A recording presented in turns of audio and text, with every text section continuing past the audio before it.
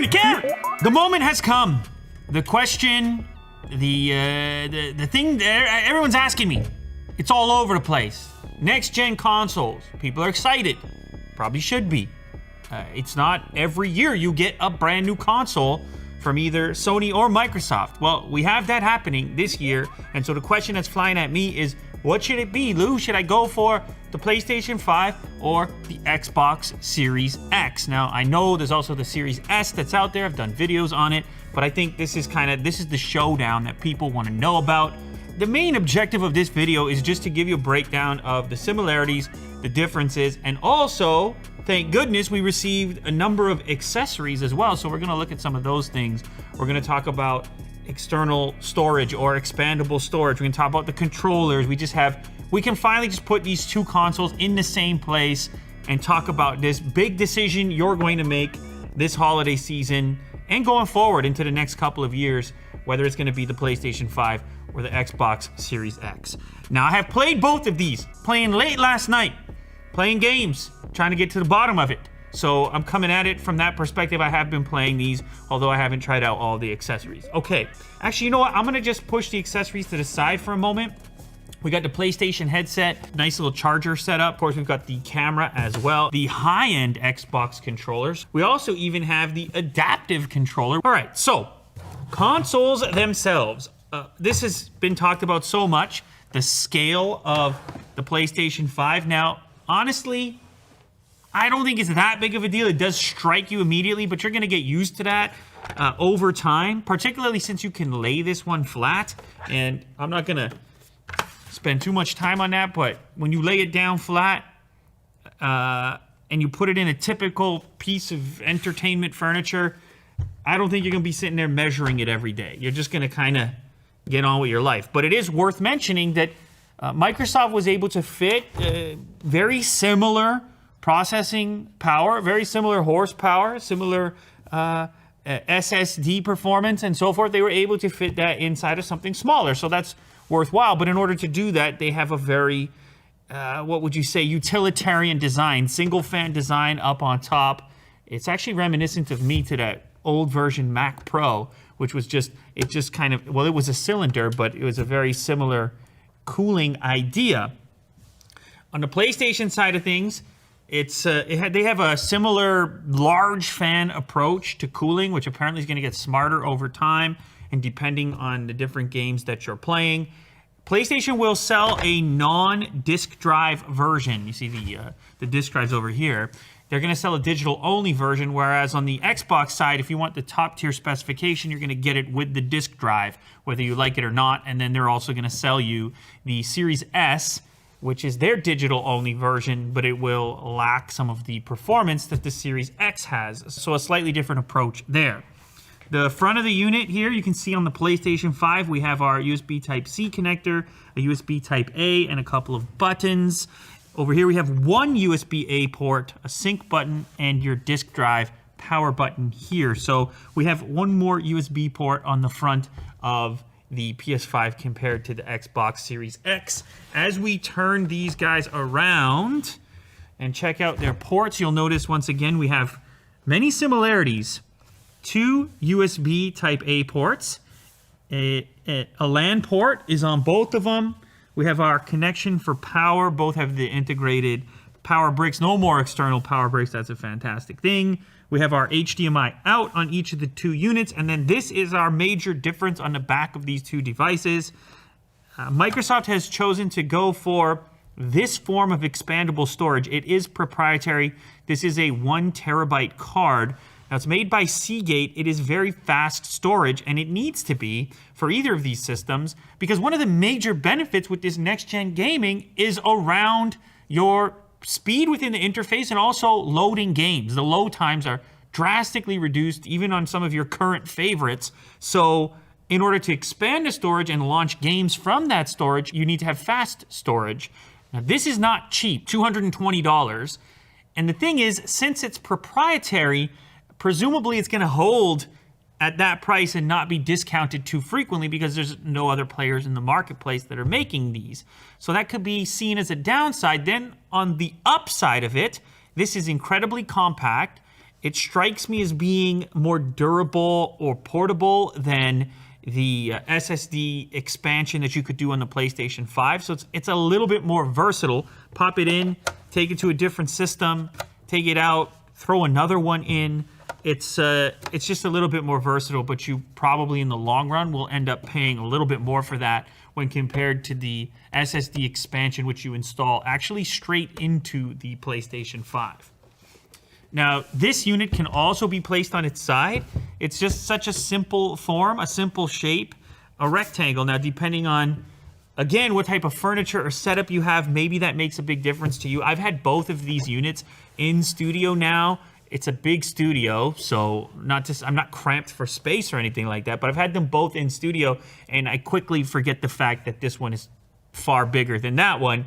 The thing that gets talked about more frequently actually is the styling, which is quite a bit different. You have the simplest form possible, and you have an incredibly complex form here with this tapering and these various shapes, and then the lighting that pops up on the inside of the frame over here, and the black and white motif. I'll just say I feel like this feels a little bit newer to me. I like simple forms. I could totally get behind this one too. When it comes to styling, I don't think I would make my decision exclusively on that. However, I think if this thing is sitting in your living room, it's probably going to command a little bit more attention from your pals than this one will, if that matters to you. Now I'm going to bring over the controllers because this is the other area that many people have focused on. And it's funny, I was talking to Will earlier. I was thinking, man, when it comes to a new console, which part of it do you actually interact with when we're talking about hardware? Yes, this thing is doing all the important stuff, but really, this is what you touch and hold. This is your console, at least when you're sitting on the couch. This is what you interact with. And so from that standpoint, it was a little bit, can I say, a little bit less exciting on the Microsoft side, because this thing is so similar to the previous generation controller. That said, there's some nice compatibility stuff that comes along with that. By sticking with the old design, if you go ahead and interchange older controllers from the Xbox One with this one, it's not really a big deal. They will work, they're compatible, and also the other way around if you want to use this with an older console. There's something nice about that you don't need to replace all your controllers. Full disclaimer here, you will not be able to use PlayStation 4 controllers with PlayStation 5 games at all. So just to be clear, you're probably going to need a whole new outfit of controllers, and like I said, that could be a little bit more expensive. That said, I've been playing these things. I have played these consoles, and so have a number of other people. And this controller ends up becoming the story of the whole thing.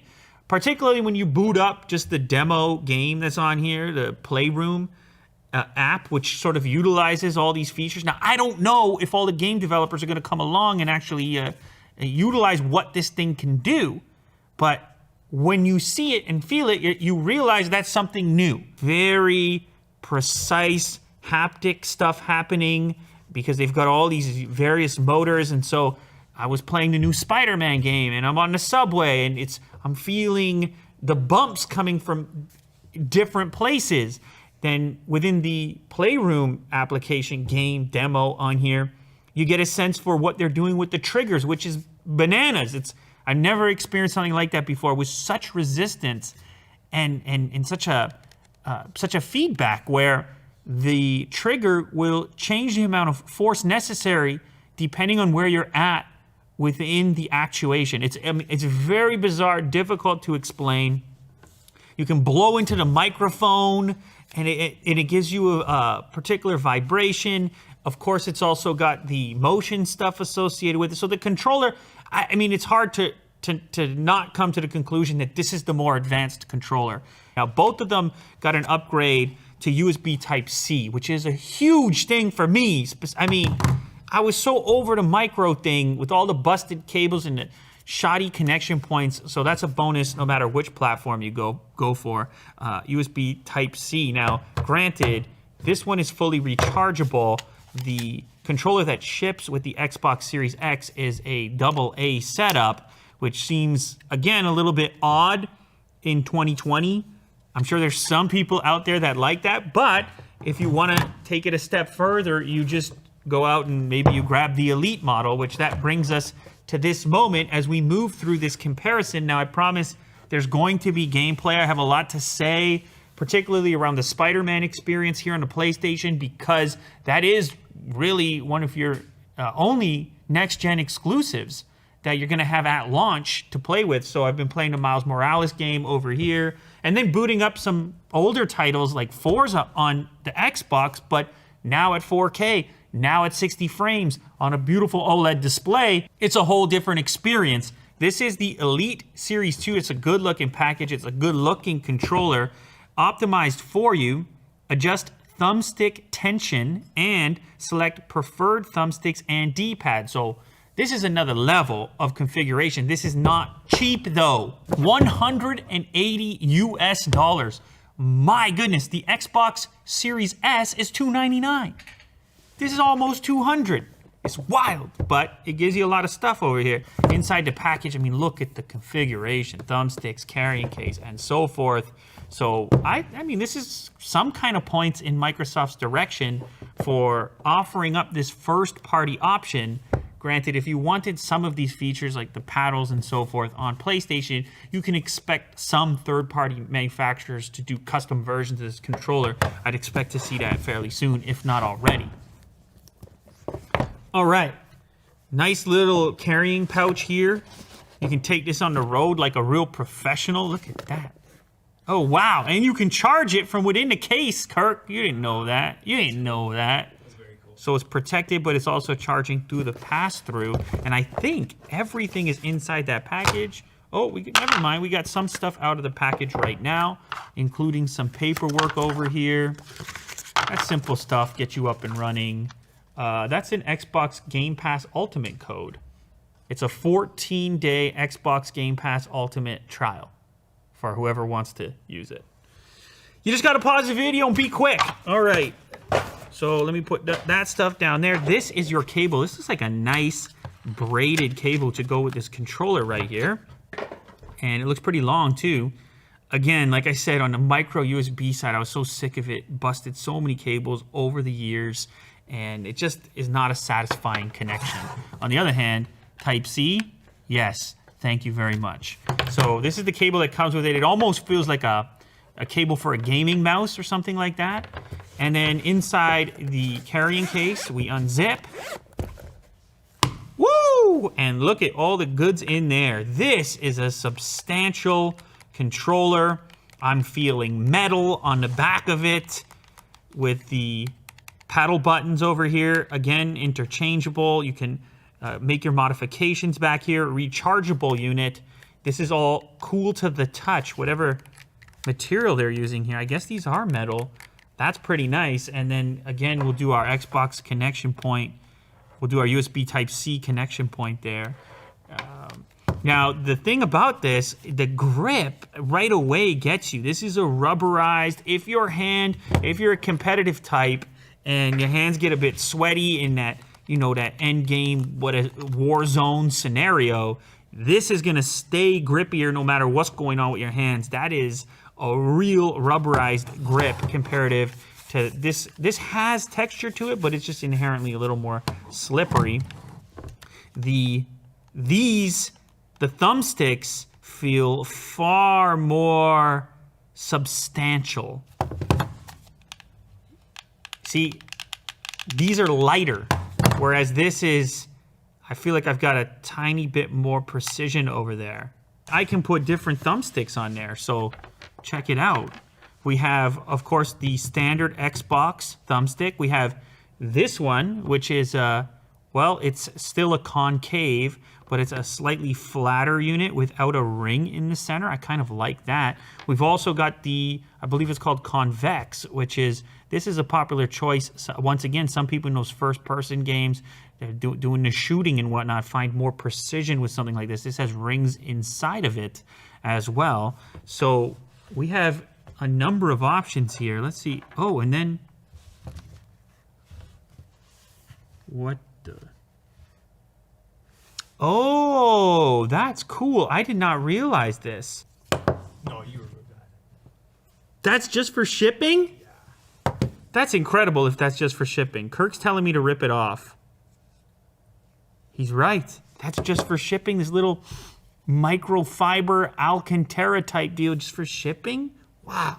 Okay, I just realized something about this package. This little base unit magnetically sits over here, and that pass-through goes to the USB port on the back of this little charge dock. So actually, when you drop this in, it's charging right away. That's so cool. That is very cool. This thing looks amazing. Yes, this is amazing. This thing is super high quality. Now, you can remove this, obviously, and just have your charge dock live somewhere else, like this, outside of the case if you're not carrying it. So it's a nice little place to charge up your controller, so you won't even have to be inserting and removing your cable. That's going to fly right into this little magnetic charge base. All right, the other thing I like about this package, it keeps all your things together, all your little accessories. This tool is for swapping out your different attachments, and then there's also, you've also got your classic type of D-pad as an option if you prefer, depending on the type of games that you play, and all this stuff sort of fits back in here. Now, something I'm noticing is the different thumbstick attachments, you don't get two of each. So you kind of decide here, depending on which thumbstick you're gonna mod. Are they both? You can mod both like this. So you could have one of these and one of these. You could have a taller thumbstick on one, and then maybe you want to have your convex on the other. And these things, they just swap in so easily. These are your flatter units. Ooh, those are nice. I might go with those. But anyway, very cool, super configurable, super customizable. Yes, it has a crazy high price tag, but for those that take their gaming seriously, by the way, these, if you have no experience with like a SCUF controller, you map these to buttons that would typically be on the front. So then you don't need to remove your thumb from your second thumbstick in order to go hit these buttons. You stay here, and I'm triggering things in the back, whatever you might want to map it to, whether it's crouch or maybe you want to throw a grenade. It's completely up to you, but that is very cool. So I'm going to give Microsoft some points for at least having that option, even though it's really kind of a different thing because this is quite expensive compared to the console price. And on the PlayStation side, something similar will likely exist, but it will come from a third party. But there is your Elite controller.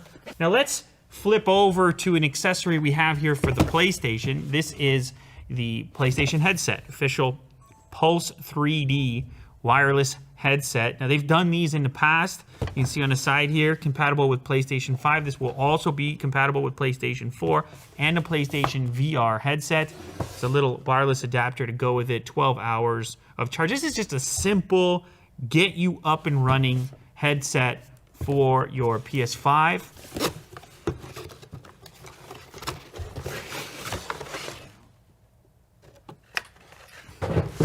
Paperwork. I like the suspended headband as well. These tend to be quite comfortable.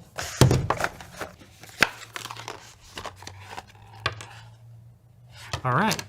So we have our USB adapter for wireless transmission. We have our USB Type-C to Type-A cable, and there's also a mini jack cable included to use these in a wired fashion if you choose to or if you need to. This is the headset. Of course, the entire aesthetic here, the motif, it fits in quite well. You have the whole package going on. A very deep ear cup as well, which I'm a fan of because, you know, it lets the ear sit in there comfortably and gives you a decent seal you off from the rest of the world. Some passive noise cancellation. Plenty of controls over here on the side, actually. Game and chat off and monitor, volume up and down, a dedicated mute switch, Type-C connection for power and charging. There's your mini jack connector over there, and the power switch is definitely a switch and not a button. I kind of like that. Less likely to hit it accidentally. And then otherwise, yeah, I guess it's time for a quick fit. Ooh, all right. So they're not the most isolating experience ever. However, they are crazy lightweight. Like, I could wear those for a very long time and forget that they're there. So this is going to be a popular choice for people picking up the PlayStation 5. You want to have that first-party integration. You want to have that. Well, Sony has a good history with headphones anyway. Some of my favorite headphones that exist right now are from Sony. So I don't doubt that they've executed here as well. Now, the next thing that they sent over is a controller charger, DualSense charging station. This is obviously a big convenience thing. Charge up 2 controllers, have a place to put them. You're less likely to lose them. They just always go into charge dock. There's a click-in design. You can free up your USB ports. See the little thumbs up there on the package? Free them up and charge 2 controllers at once. We have a Willy Do update. The headset is $100, and this charge station is $30, and I presume he's talking USD once again. All right, so here is the charge station. We have our power brick, pretty standard power brick, 2-prong power adapter, long enough to place behind a cabinet in your entertainment setup, and then this is your dual controller charger. I actually only have 1 controller here at the moment, but it'll work the same way. This is cool the way they've done the design. So your power brick is actually going to connect in the bottom here like that, but then like look how flat it creates so it stays flat. You see what I'm saying here? Very nice. And again, when it comes to the look of everything, it goes together quite nicely. We grab our controller and we slap it on there. And it clicks, and that's the end of it. And this is super simple. Wow. Wow. Would magnets have been nicer? Yeah, maybe. But I could get used to this. It's a $30 accessory, and it does free up those USB ports. And it's also, from a visual perspective, kind of a nice look to it when you have the console sitting there, and then you have your controllers charging beside it, but also kind of being presented so you can, I don't know, you can appreciate the controller as well, as opposed to just having it sit on the table. So that's a kind of nice little accessory. And there's some cool attention to detail on how this thing tapers in, similar to how, you see that through line there from a design perspective? They bring the taper of the actual console into the charger. Very cool. All right, the last PlayStation accessory is the HD camera. 1080p HD capture every unmissable moment in sharp full HD picture quality. So what are they're thinking, because you're doing the game streaming now on your PlayStation. Aggressive. $60 USD for this accessory. This is similar unboxing experience to the charge dock. Here is the camera, and the look of it, it all fits together quite nicely. So how does it stand up? Is this a sticky? Oh, cool. So they've done a design here similar to a webcam where I suppose you could kind of prop that on a display itself, but you can also arrange it in such a fashion to kind of work like a mini little tripod. All right, the last accessory is back on the Xbox side. This is their adaptive controller. It's really unique in the industry. The whole concept here is greater accessibility to gaming for people who may not find it all that easy or just can't interact with a traditional style controller. Wow. Now, it's important to note that this will work on the Xbox One. This is not exclusive to the Series X, and they put this out a little while ago, but it is a differentiating characteristic when you're considering these consoles, that this is even an option on the Microsoft side. Sony doesn't make something like this. If you check out the back of this thing, it is incredibly comprehensive. Y, X, B, A, pretty much everything that would be otherwise on your controller can be plugged into here as external units and separate buttons. Now, is it going to be the exact same experience as a controller? No, that's not really the point. The point is accessibility and at least offering up some type of control option for individuals who may not be able to interact with a traditional controller. I can imagine if you were a kid, that would be a big deal to you. This looks like it charges or connects over USB Type-C as well. There's a sync button. We have a USB Type-A port over here for what looks like your right thumbstick. And then over on this side for your left thumbstick, there's also a dedicated audio jack for a headset as well. Power port on the back. And then, of course, as mentioned, you can interface with all kinds of external control buttons and so forth through these ports on the back. It also, look at this, they give you various mounting points here. 1024, quarter 20, and 1024 again for mounting this thing to some sort of a screw mount or plate so that you can position it with more customization as well. So that is a cool thing that Microsoft has that doesn't exist on the Sony side, at least not a first-party product. Also, this will work on Windows and the previous generation Xbox.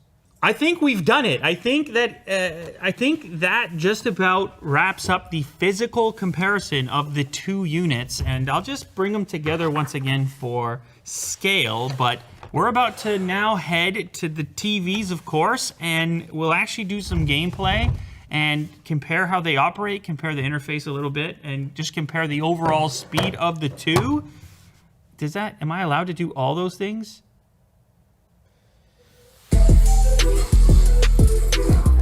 Oh, goodness me, goodness gracious, I tell you.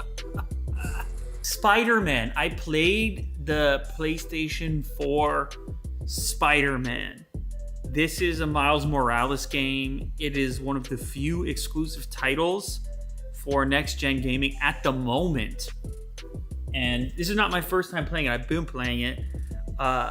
You do notice a difference. Shadows, reflections, lighting. This is the stuff you expected to see, but also in detail.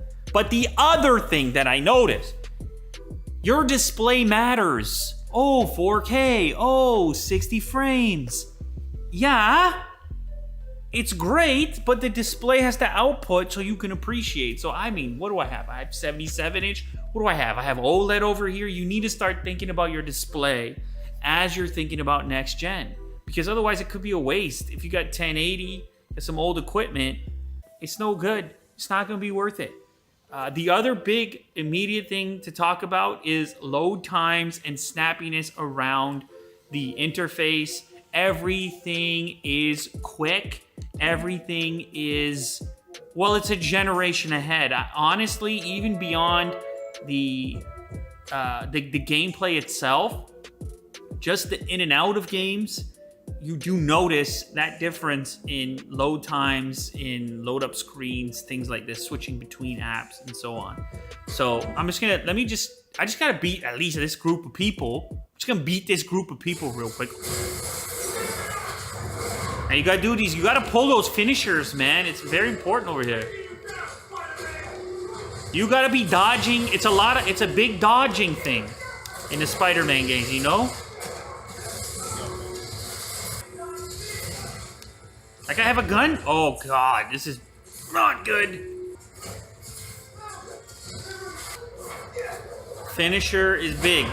You need it. You gotta finish these dudes off. I wiped them out, all right? Look at this. Nobody here. It wiped out. Okay, so that's good. I mean, look, Spider-Man is sort of the headline exclusive here. I know that's a lot of people are interested in it. But funny enough, this Astro Playroom game is kind of... This is preloaded on the system when you buy it.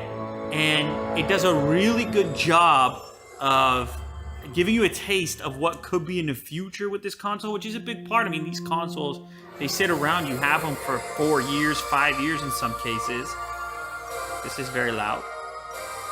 And so game developers, this is opening up opportunities for them to take advantage specifically of this unusual controller and the sensors and various mechanics that are inside of it.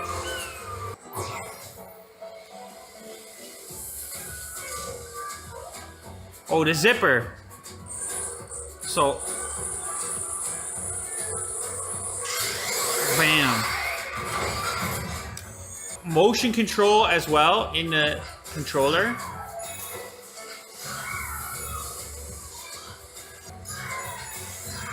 And also the resistance on the trigger, which is dynamic.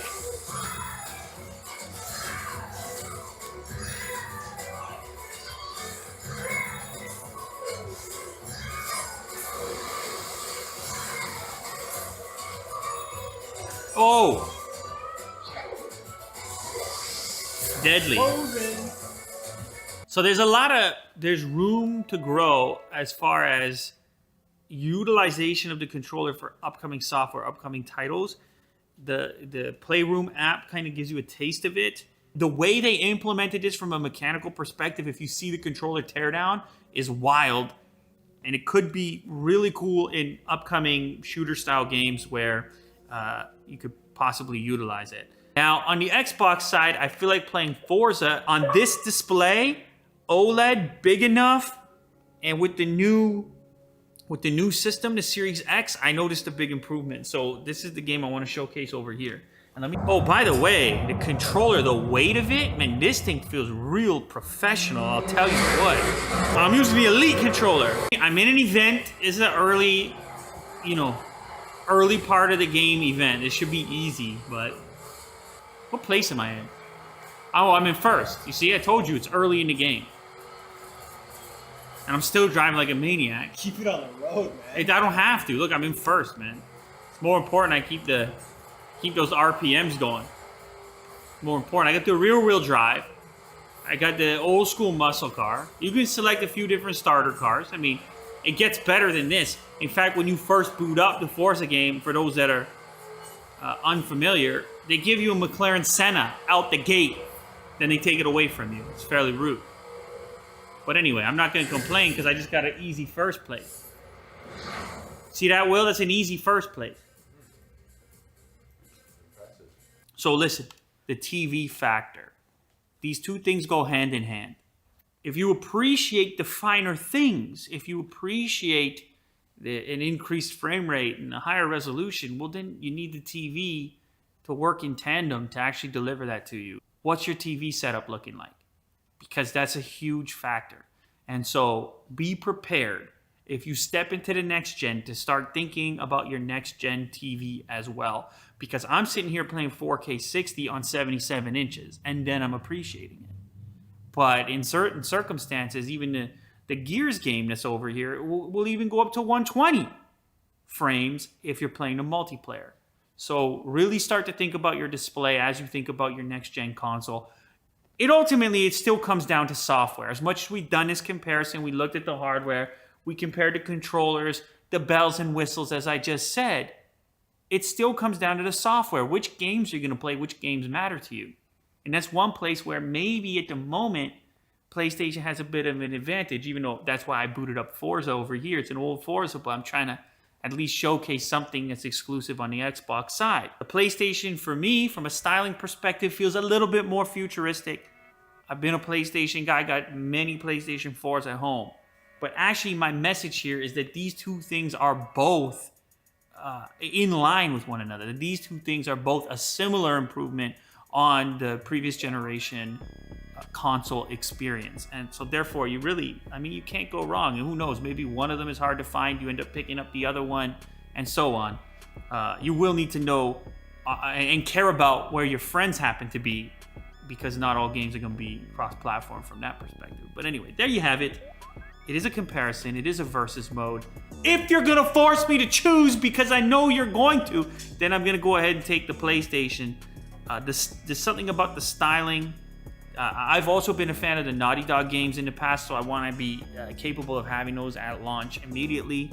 And I just feel it's a little bit more ambitious from a styling approach, where you feel like you're holding something futuristic, whereas the Xbox feels a little bit more utilitarian. But if all you're gonna do is boot up the next COD when it comes out, I don't know how much that matters. And on the Microsoft side, you grab this controller and you do sort of feel like a professional. So anyway, I picked, all right? I picked the PlayStation, but they're both fantastic. It's progression. That's what you're looking for. You love tech. You love gaming. Hooray, we have brand new consoles.